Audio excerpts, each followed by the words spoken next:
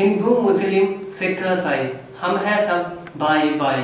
BJP ने धर्म की राजनीति चलाई, देख लो हमारे देश में आज क्या नौबत आई। नमस्कार दोस्तों, मैं राम चाहल। हमारा भारत देश है महान, उस पर कभी ना आए आज, पर जनता का है कुछ सवाल जिसको समझेंगे और समझाएंगे। और हमारे साथ है संतोष गुप्ता मैम। नमस्कार मैम। नमस्कार जी। मैम, फ्रिंज एलिमेंट क्या होते हैं? फ्रिंज, देखिए वर्ड है फ्रिंज के लिए आमतौर पे झालर जैसे लगाई जाती है, दुपट्टे पे किनारी लगाई जाती है। टेंट हाउस पे आप लोगों ने देखा होगा, वो उसको कॉन्ट्रास्ट देने के लिए, सजाने के लिए थोड़ा सा साइड में झालरें लगी होती हैं। यानी किनारे वाले लोग, यहाँ पर जो ये वर्ड यूज किया गया है वो नुपुर शर्मा और नवीन जिंदल के लिए यूज किया गया है। नवीन जिंदल दिल्ली बीजेपी के मीडिया एडवाइजर थे और नुपुर शर्मा आपको शायद ध्यान में होगा कि वो केजरीवाल के अगेंस्ट उन्होंने इलेक्शन लड़ी थी और ये बीजेपी की स्पोक्स पर्सन है। मैम, देखने वाली बात है कि जो एक गलत बयानबाजी करने वाले हैं ये बीजेपी के स्पोक्स पर्सन है। हाँ, यही क्वेश्चन जो है वो हमें भी पजल कर रहा है कि ये हो क्या रहा है, कि अगर वो बहुत ज़्यादा इम्पोर्टेंट नहीं थे तो इनको इतने बड़े बड़े पद क्यों दिए गए। अगर दिए गए हैं तो फिर उनको एकदम से किनारे हम कैसे कर सकते हैं। वैसे अगर देखा जाए तो ये जो धर्म की राजनीति चलने लगी है, ये जब धर्म संसद अलग अलग जगह पर हुई हैं, उसमें जिस तरह की आवाज़ें उठी हैं, बातें कही गई हैं, उन्होंने देश में इस तरह का माहौल पैदा कर दिया कि अब ये लगने लगा था कि जिसके मुंह में जो मर्जी आए बोल दे।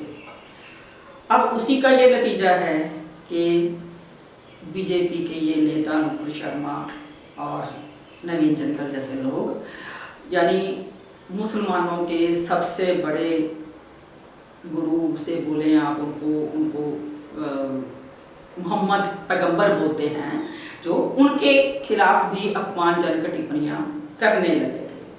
तो आज जो ये नौबत, आपने वर्ड यूज किया है कि आज देश में क्या नौबत आई है, तो ये उसी के कारण आई है ये सब। मैम, वैसे देखा जाए तो वैसे क्या जाता है कि देश, भारत देश ऐसा देश है जिसमें हर कोई धर्म की आदर किया जाता है। उनके अलग अलग धर्मों के लोग एक दूसरे के जो रीति रिवाज है उनको फॉलो करते हैं, उनमें शामिल होते हैं।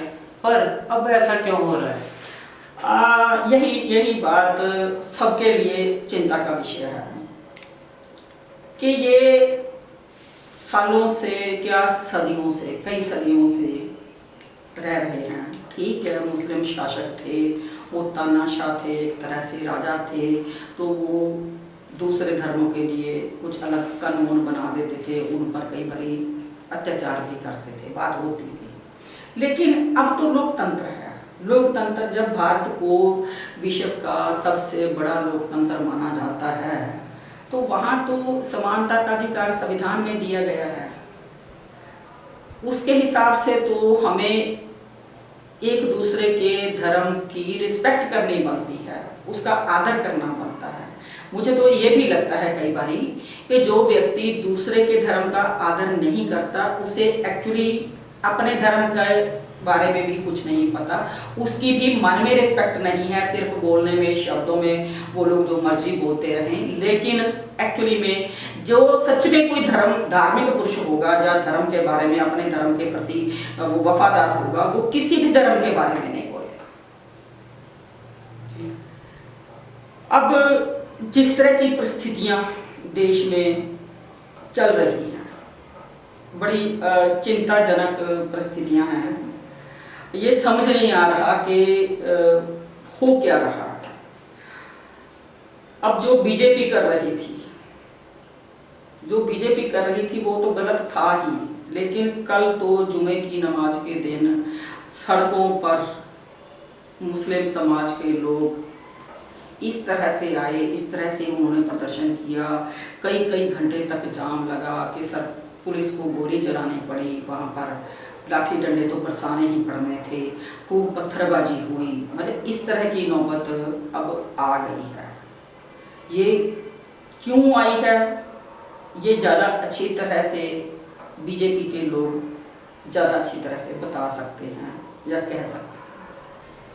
हाँ जी मैम, जैसे कि आप बता रहे हो कि मुसलमानों ने कल पत्थरबाजी की, अपना रोष प्रदर्शन किया, ये कहाँ तक जायज है? देखिए, मुस्लिम समाज की तरफ से ये उग्र प्रदर्शन जो किया गया, ये मुझे लगता है किसी भी तरह से जायज़ नहीं है। हाँ ठीक है, नुपुर शर्मा की गिरफ्तारी की मांग की जा रही है, तो वो तो वैसे भी हो ही रही है, सोशल मीडिया पे बहुत हो रही है। और जब सरकार उस पर सख्त एक्शन लेने की बातें कह रही हैं, तो कुछ देर हमें इंतज़ार किया जाना चाहिए था। बहुत ज़रूरी था मुस्लिम समाज को भी इस बारे में थोड़ा सा, इतनी जल्दबाजी, इतना ऊपर प्रदर्शन जहाँ पत्थरबाजी जैसे चली है, उसके बाद गोली चलानी पड़ी है, लाठी डंडे तो बरसे ही बरसे हैं, एक जगह नहीं। देखिए, हावड़ा ब्रिज जिस तरह से 8-10 घंटे लगातार वो जाम रहा, लोगों ने बहुत मिन्नतें की वहाँ पर प्रदर्शन करने वालों की कि लोगों की ज़िंदगी का सवाल है, एम्बुलेंस को निकल जाने दीजिए, लेकिन नहीं निकलने दिया गया। बट किसी की ज़िंदगी का सवाल है तो प्रदर्शन उतना ज़रूरी नहीं होता है, ये बात हम सबको समझनी पड़ेगी। पहली बात ठीक है। दूसरी बात, जब हम बीजेपी के कार्य प्रणाली की करते हैं, बीजेपी की जो कार्य प्रणाली है वो थोड़ी सी लोगों के एक्सेप्ट नहीं लोगों को हो रही है। हम सबसे ज़्यादा अच्छी तरह से बात कर सके हैं कि वो, अब ये देखिए, मैं फ्रिंज एलिमेंट की बात, आपने सबसे पहले बात की, जो फ्रिंज एलिमेंट, जब हम उनको अपने स्पोक्समैन बनाते हैं, स्पोक्स पर्सन बनाते हैं, तब हमारे लिए वो बहुत इम्पोर्टेंट है। पार्टी लाइन किस पे बात, हमने कौन सी बात करनी है, कौन सी बात नहीं करनी, कहाँ तक करनी है, ये आमतौर पर स्पोक्स पर्सन की ड्यूटी होती है। लेकिन जब वो स्पोक्स पर्सन आगे जाकर, थोड़ा सा आगे जाकर कुछ गलत बयानी कर देता है, तब उसे फ्रिंज एलिमेंट कह देती हैं, उससे फ्रिंज एलिमेंट कह के पल्ला झाड़ लिया गया। तो मुझे ये लग रहा था कि जैसे पुराने लोग हम कहा करते कि गधे को बाप बना दिया, या जब कोई प्रॉब्लम खड़ी हुई तो बाप को गधा कह दिया कि ये तो जी गधा है जी, ये तो ऐसे ही है। लेकिन ये करैक्टर बीजेपी का करैक्टर हो सकता है, नज़र आता है जो, लेकिन एक्चुअली हमारे देश का ये करैक्टर नहीं है। ये बात हमें समझनी पड़ेगी, क्योंकि हमारे देश में तो आमतौर पे बच्चे जो हैं, कई बारी शराबी माँ बाप है ना, कबाबी है, शराबी है, इसके बावजूद वो ये सोचकर उसकी हेल्प करता रहता है, उसकी देखभाल करता रहता है कि इसने मुझे पैदा किया है। अब बीजेपी एक बार अगर प्रधानमंत्री जी नुपुर शर्मा को फॉलो करते हैं, उसके साथ फोटो खींचते हैं, और सबसे बड़ी बात, केजरीवाल के अगेंस्ट किसी ऐसे फ्रिंज एलिमेंट को तो इलेक्शन लड़ने के लिए नहीं भेजा जा सकता ना। अगर इम्पोर्टेंट होगा तभी उसको भेजा गया होगा। और ये जो धर्म की राजनीति की आप पहले भी बात कर रहे थे, ये क्यों करनी पड़ रही है? इस तरह की बातें हमें क्यों, हिंदू मुस्लिम की बातें हमें क्यों करनी पड़ रही हैं?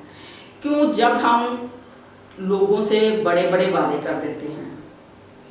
2014 के इलेक्शन से पहले मोदी जी ने बहुत बड़ी बड़ी रैलियां की और काला धन लेके आऊँगा, 15 लाख आपके खाते में आएंगे, अच्छे दिन आने वाले हैं।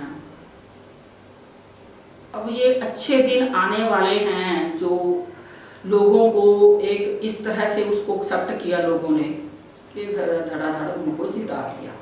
लेकिन अच्छे दिन आने वाले हैं का वादा करके देश को पूरी तरह से बुरे से बदतर दिन लाकर दिखा दिए। फिर उसके बाद सरकार करेगी क्या करेगी? कोई भी सरकार हो, इनकी जगह कोई भी हो, हम भी हों, वो भी हम ऐसे ही, मुझे लगता है उनको कोई ना कोई रास्ता इधर उधर का देखना पड़ेगा। देखिए, बुलाएंगे। पहले तो काला धन लाने की बात हुई, वो नहीं हुआ, कोई काला धन नहीं आया। उसके बाद देश के अंदर जो काला धन था उस पर सर्जिकल स्ट्राइक कहकर वहाँ नोटबंदी की गई। नोटबंदी में 500 के 1000 के नोट बंद कर दिए गए रातों रात, और बैंकों के आगे लाइनें, एटीएम के आगे लंबी लंबी लाइनें, नोट आ नहीं रहे थे, लोगों के सारे काम धंधे बंद हो गए। लेकिन उस नोटबंदी का कोई फायदा नहीं हुआ सरकार, ना सरकार को हुआ और ना लोगों को हुआ। कोई काला धन नहीं निकला, बल्कि लोगों के घरों में जो जो बड़े बड़े व्यापारी थे या काला धन इकट्ठा करने वाले लोग थे, उनका धन बड़े तरीके से सफेद कर दिया गया। अब इसको क्या कहेंगे। दूसरा उसका जो बड़ा फैसला था वो था जीएसटी। अब जीएसटी ने जिस तरह से अर्थव्यवस्था का कचूमर निकाला है हम देख रहे थे, और कोरोना काल में लॉकडाउन लगाकर रही सही कसर सरकार ने वैसे पूरी कर दी। अब सरकार में बैठे हुए लोग जरा सा आज सोचकर देखें, क्या उस समय लॉकडाउन लगाना, कर्फ्यू लगाना जायज था? क्या सही फैसला था ये? या विदेशों की नकल करते हुए चलो जी लगा दिया? विदेशों की जैसा यहाँ हमारे पास सिस्टम भी तो नहीं है, क्यों हम उनकी नकल करी जा रहे हैं? नकल के लिए भी अकल चाहिए, बट यहाँ पर मुझे लगता है ना अकल से काम लिया गया, ना किसी और तरह से देश के बारे में सोचा गया।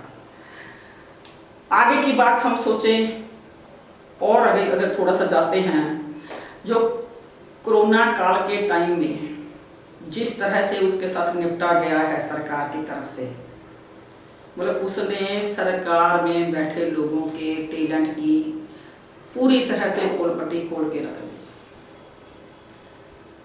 लोगों को समझ आ गया कि हम बहुत गलत लोगों को सत्ता दे बैठे हैं, ये लोग हमारे लिए शायद ही कुछ कर पाएं। जिस तरह के पेट्रोल और डीजल और गैस के दाम बढ़े हैं, यानी गरीब लोगों को तो राशन दे दिया। पहली बात तो राशन तो दे दिया, वो पका के कैसे खाएंगे भाई? उज्ज्वल योजना बना दी, उसमें सिलेंडर दे दिए खाली। सिलेंडर खाली दे दिए, गैस भी तो दीजिए साथ में। मतलब जो चीजें रसोई के साथ जुड़ी हुई हैं उनको इतना महंगा करने का तो मतलब ही नहीं बनता। 400 450 का सिलेंडर था जब मनमोहन सिंह सरकार थी, तब ये लोग स्मृति ईरानी, मोदी जी, बाकी लोग बीजेपी के लीडर नंगे हो होकर सड़कों पर बैठते थे सिलेंडर ला ला के। अब वो चीजें नहीं दिखाई दे रही हैं। पेट्रोल डीजल के दाम लगातार बढ़ाई जाए बढ़ाई जाए बढ़ाई जाए, मतलब कोई लिमिट ही नहीं है। इसको कैसे हम जायज कैसे ठहरा सकते हैं? ठीक है, मुसलमान समाज की तरफ से किया गया रोष प्रदर्शन बिल्कुल जायज नहीं था, लेकिन बीजेपी की तरफ से या सरकार की तरफ से, बीजेपी की सरकार की तरफ से जो कुछ किया गया है वो भी तो कहीं जायज नहीं